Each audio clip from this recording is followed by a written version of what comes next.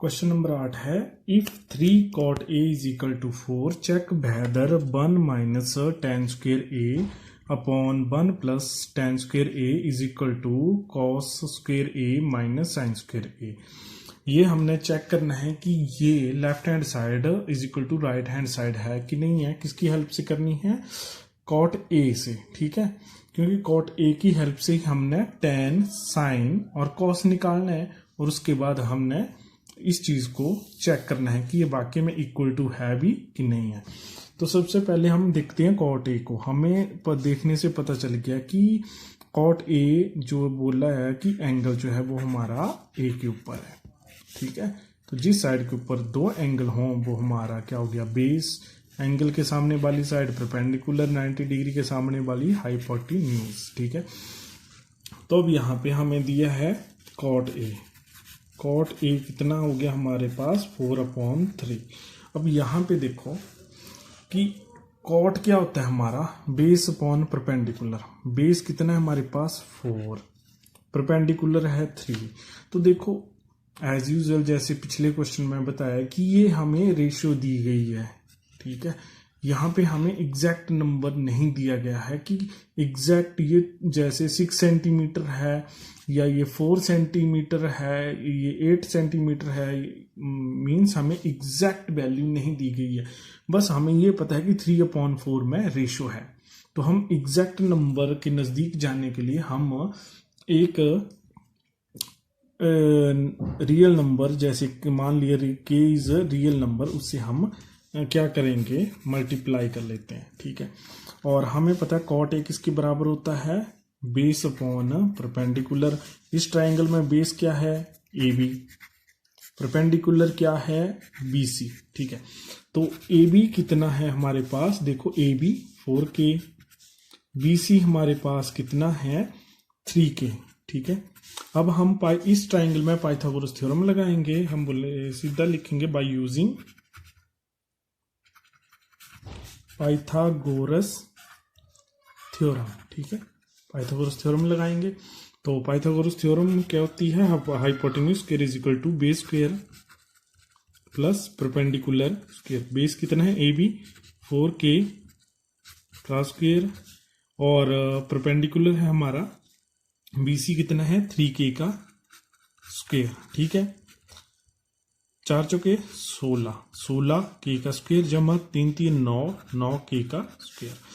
तो AC का square हमारे पास आ गया, देखो 16 जमा 9 25, 25k स्क्वायर AC स्क्वायर। अब हमने दोनों तरफ का रूट ले लिया तो हमें पास आ गया 5k, ठीक है।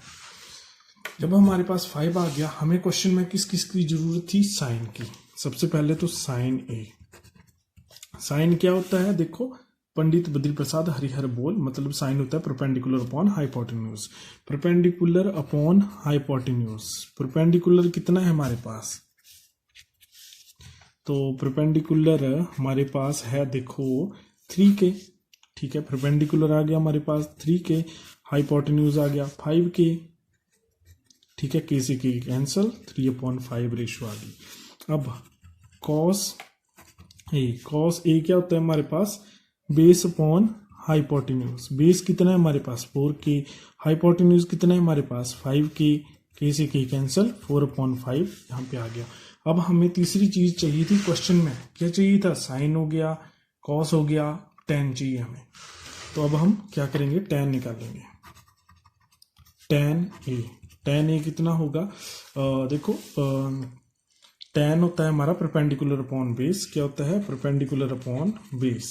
परपेंडिकुलर है हमारे पास 3k, बेस है हमारे पास 4k, k से k कैंसल, 3/4। अब देखो हमने लेनी है लेफ्ट हैंड साइड, ठीक है। क्या लेनी है हमने? अब लेफ्ट हैंड साइड। और किसकी लेनी है? जो हमें बोला गया है चेक वेदर। तो ये लेंगे हम पहले लेफ्ट हैंड साइड। तो अब लेफ्ट हैंड साइड की को सॉल्व करेंगे।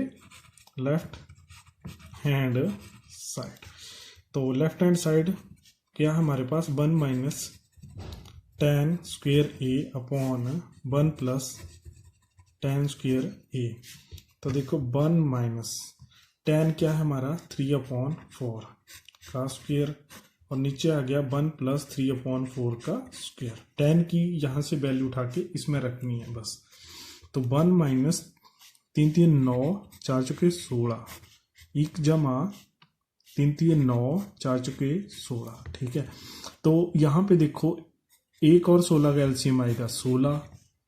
ठीक है, और 16 एकम 16 माइनस 9, नीचे आ गया क्या 16 एलसीएम 1 और 16 का, 16 एकम 16 जमा 9। ठीक है, तो